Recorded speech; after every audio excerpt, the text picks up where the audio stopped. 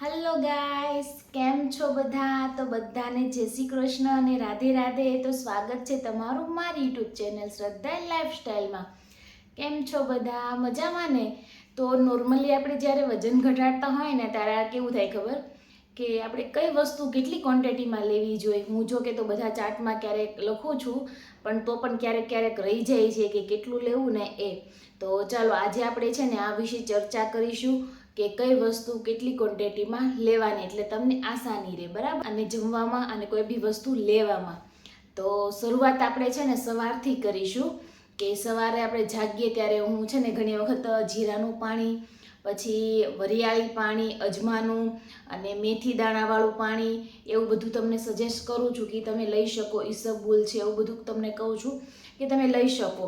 તો એ કેટલી ક્વોન્ટિટીમાં લેવું અને કેવી રીતના લેવું અને કઈ રીતના આપણે એને લેવાનો છે તો હું ચાલુ જણાવું. તો આપણે એને છે ને મેથીને છોડીને બધી વસ્તુ હું તમને કહું ને તમારે 1 ચમચી લેવાની, બરાબર છે.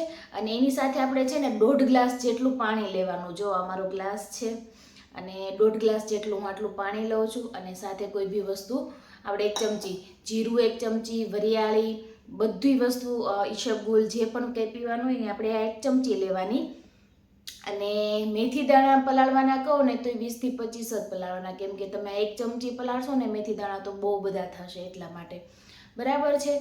તો તમારે આ ક્વોન્ટિટી રાખવાની 1 ચમચીની. હું કોઈ બી વસ્તુ સવારમાં લખું એટલે તમારે 1 ચમચી જેટલું પલાળી જ દેવાનું મેથી દાણા સિવાય, બરોબર. આગલી સાંજે પલાળી દેવાનું, બીજે દી સવારે પાણીને થોડીક ઉકાળી લેવાનું.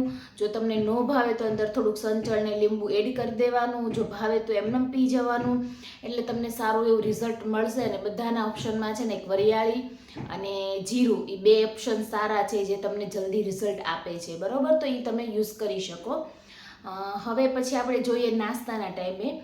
તો નાસ્તાના ટાઈમે હું તમને છે ને ઘણાને પૌવા, પછી ઉપમા છે, મખાના છે, મમરા છે, બાફેલા મગ છે, એવું બધું હું તમને કહું છું. અને હમણાં જ કાલે જ મેં એક રીલ્સ મૂકી હતી કે જેમાં હું એમ કહું છું કે કેટલી ક્વોન્ટિટીમાં આપણે વસ્તુ મહિનાનો ચાર્ટ મેં મૂક્યો હતો કે કઈ દિવસે કઈ વસ્તુ તમે લઈ શકો સવારના નાસ્તાના ઓપ્શનમાં. તો ચાલો હું આજે કહું. તો તમારે છે ને પૌવા, ઉપમા, એવી બધી વસ્તુ છે ને 1 વાટકો જેટલી લેવાની, બરાબર છે. મખાના છે, બાફેલા મગ છે. આ મારો છે ને વાટકો છે માપનો, એ હું 1 વાટકો માપ જ રાખું છું. કોઈ બી તમારે છે ને 1 વાટકો માપ રાખી લેવાનો. બહુ નાનો પણ નહીં અને બહુ મોટો પણ નહીં, મીડિયમ સાઇઝનો તમારી પાસે વાટકો હોય ને રાખવાનો, બરાબર છે. તો એ જ વાટકો તમારે ઉપમા લેવાના, મખાના લેવાના, પૌવા લેવાના, બાફેલા મગ સવારમાં હોય તો એ લેવાના, બરાબર છે. જે વસ્તુ ખીચડી, જે વસ્તુ આમ ભેગી બધી થતી હોય ને, ભાત ને એવું બધું એવું છે ને તો 1 વાટકો લેવાનો. રોટલી, ખાખરા છે, થેપલા છે, પુડલા છે, રવાના ઉત્તપમ છે, એ તો કઈ ક્વોન્ટિટીમાં લઈ શકાય તો ચાલો એ કહું. તો તમે રોટલી છે ને 1 થી 2 લઈ શકો, બરાબર છે, વધારે નથી લેવાની. થેપલા છે, ઘઉંના લોટમાંથી તમે જો થેપલા બનાવતા હોય ને તો પણ 1 થી 2 લઈ શકો. ખાખરા 2 લેવાના છે, ઉત્તપમ બનાવો એ 2 લેવાના છે. કોઈ બી જાતના તમે પુડલા બનાવો, ચણાના લોટના, મગના કે પછી મિક્સ દાળના, એવું ચીલા કે એવું કોઈ બનાવો ને તો એ તમારે છે ને 2 વસ્તુ લેવાની છે. જે વેજ ફેંકી મેં કીધી હતી, જે ચણાના લોટમાંથી આપણે બનાવીએ ને તે, એ પણ તમે 2 લઈ શકો, બરાબર છે. આરામથી તમારું પેટ ભરાઈ જાય છે. અને એની સાથે સવારના નાસ્તાની સાથે તમે છે ને ચાની આદત હોય તો તમે ચા લઈ શકો છો. નહીંતર આ બધા સાથે તમે છે ને અડધી વાટકી દહીં જેટલું લઈ શકો છો, બરાબર છે. આરામથી અડધી વાટકી, એટલે આ વાટકો નહીં, નાની એવી જે વાટકી હોય ને એ અડધી વાટકી તમારે દહીં લેવાની. જે વાટકાનું માપ હોય ને એનાથી નાનો સાઈઝનો વાટકો લેવાનો અને એની અડધી વાટકી એ દહીં લેવાની, બરાબર. એ બધા સાથે તો તમે છે ને સવારમાં એ રીતના ઓપ્શનમાં લઈ શકો છો. અને પછી આપણે મિડ મોર્નિંગ સ્નેક્સ આવે છે, 10 સાડા 10 વાગે લઈએ, બરાબર.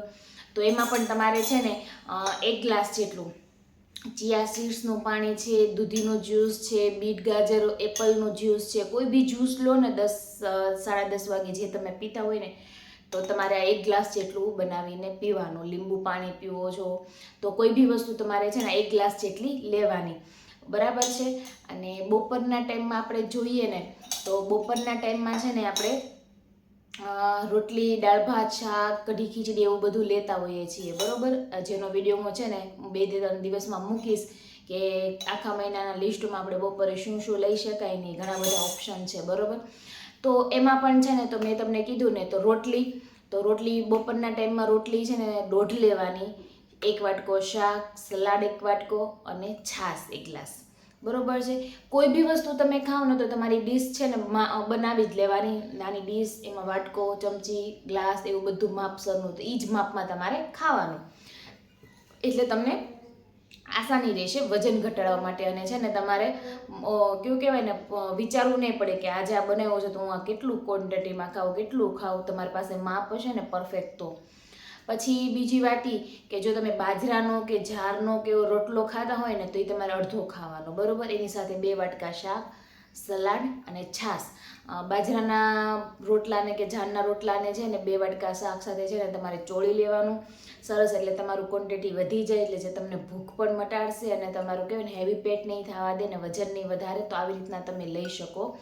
દાળ ભાત મિક્સ 1 વાટકો, કઢી ખીચડી મિક્સ 1 વાટકો, આ બધું છે ને 1 વાટકો લઈ શકાય. અલગથી જો તમારે દાળ પીવી હોય ને તો તમે પી શકો, કઢી પીવી હોય તો પી શકો, બરાબર છે. પણ ભાત તો તમારે છે ને ઓછા રાખવાના, મતલબ અડધો વાટકો ભાત ને અડધો વાટકો દાળ, એ ટાઈપનો 1 વાટકો બનાવવાનો, બરોબર. નકર આખો 1 વાટકો તમે ભાત ખાઓ તો કેટલું બધું જોઈ, તો એ રીતના મિક્સ કરવાનું, બરાબર છે. અને તમે 2 કલાકના અંતરે જમો ને એટલે તમે આટલું જમશો ને તો પણ તમારું આરામથી પેટ છે ને ભરાઈ જશે. તો એ રીતના ટ્રાય કરજો, બરોબર છે, જમવાની. અને મકાઈનો ચેવડો છે કે પછી કઠોળનું સલાડ છે કે એ બધું તમારે 1 વાટકો લેવાનું. જો તમારે ઓછી ભૂખ હોય ને તો એ વાટકાથી તમે ઓછું લઈ શકો, બરોબર.